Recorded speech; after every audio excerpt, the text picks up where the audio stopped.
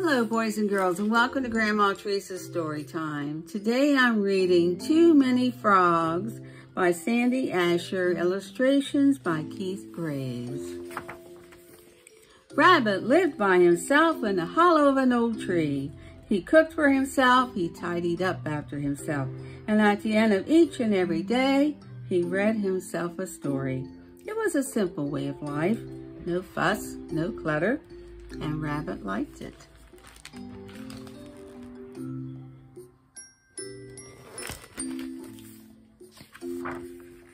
But one rainy evening, he heard at his door. "It's Froggie," croaked a deep voice. "Don't care for this storm."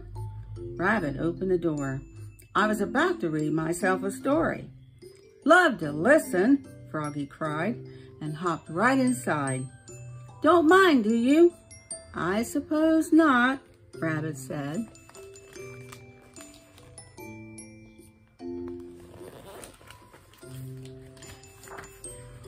So Froggie listened while Rabbit read his story. "Well done," he cheered when Rabbit had finished. "Storm's ended too. Thanks for your kindness. Toodaloo."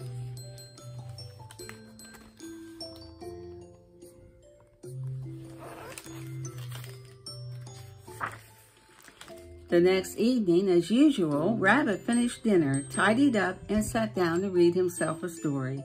But before he could begin, he heard another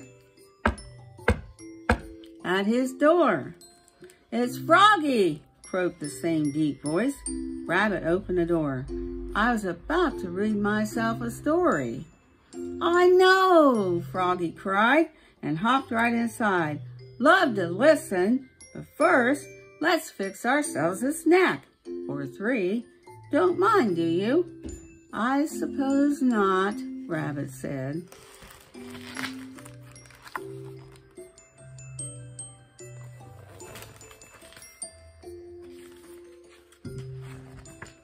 So Froggie hopped and popped and whipped and flipped and mixed and fixed a snack, or three. Too much fuss, Rabbit thought.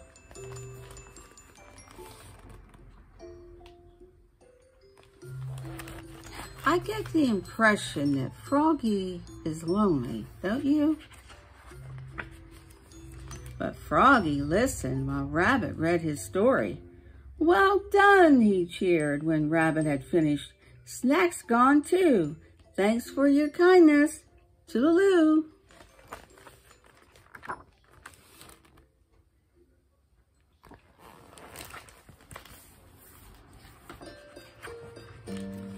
The next evening, Rabbit finished dinner, tidied up, and sat down to read himself another story. But before he could begin, there was that same knock, knockety-knocking at his door. "It's Froggie," croaked a familiar voice. Rabbit opened the door. "I was about to read," he began. "I know," Froggie cried, and hopped right inside. "About to read yourself a story. Love to listen. But first, let's get ourselves all comfy cozy. Don't mind, do you?" "I suppose not," said Rabbit.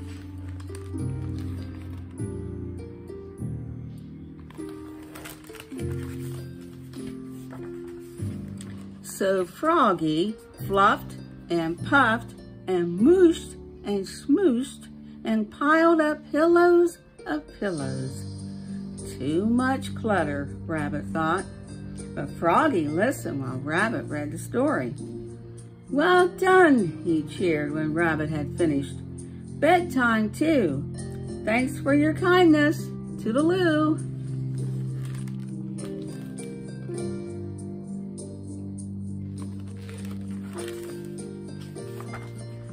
The next evening, Rabbit finished dinner, tidied up, and sat down to read himself a new story. But before he could begin, there was a knock, knockety, knocking again. "It's Froggie!" house would it have been, right?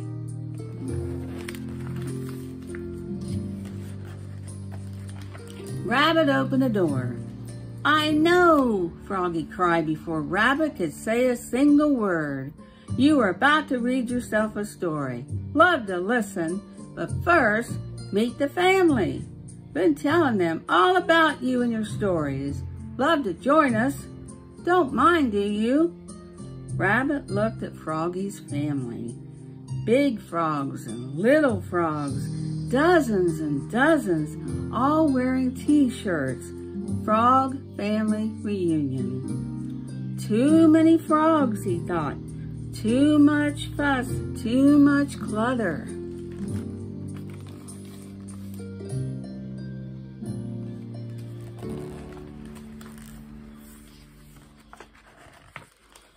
But I do mind, Froggie, he said at last.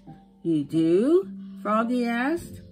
I never invited you in, Rabbit explained. I never invited you to fix a snack. I never invited you to get all comfy cozy. And I never invited your family to join you. So I do mind, very much indeed. Uh-oh, croaked Froggie. This will never do. Thanks for your kindness. Toodaloo. Oh dear. I do believe Froggie's feelings got hurt, don't you? Alone at last, Rabbit sat down to read himself a story. For one anxious moment, he waited for a knockety-knocking at his door. It never came. Don't mind, do you? He asked himself with a chuckle. Most certainly not, he answered himself and began to read. It was a good story.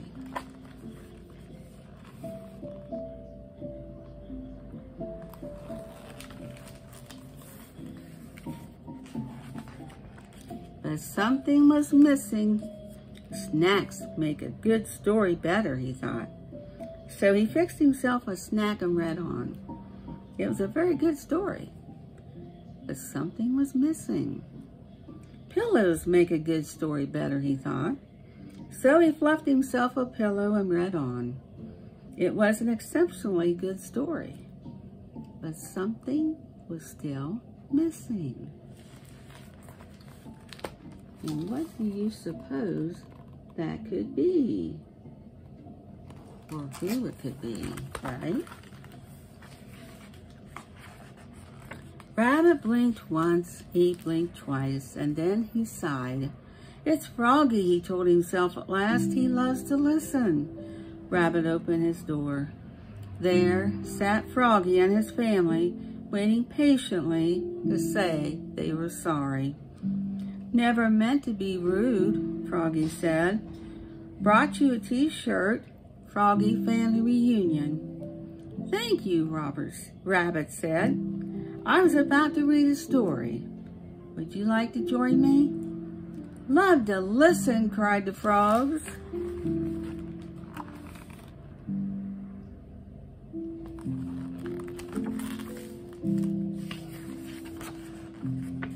And in they all hopped. Big frogs and little frogs, dozens and dozens. Rabbit offered them a snack or three and helped them fluff their pillows. Then every frog listened while Rabbit read a story. Well done, they cheered when he had finished. So many frogs, Rabbit thought. So much fuss, so much clutter. It was a different way of life, and Rabbit liked it.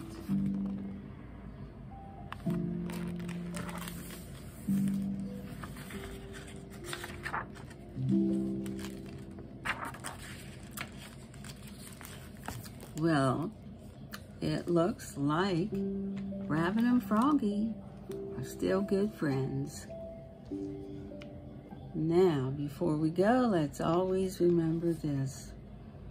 The more we get together, the more we get together, the happier we'll be. For your friends are my friends, and my friends are your friends. The more we get together, the happier we'll be. Until next time, stay safe. Bye.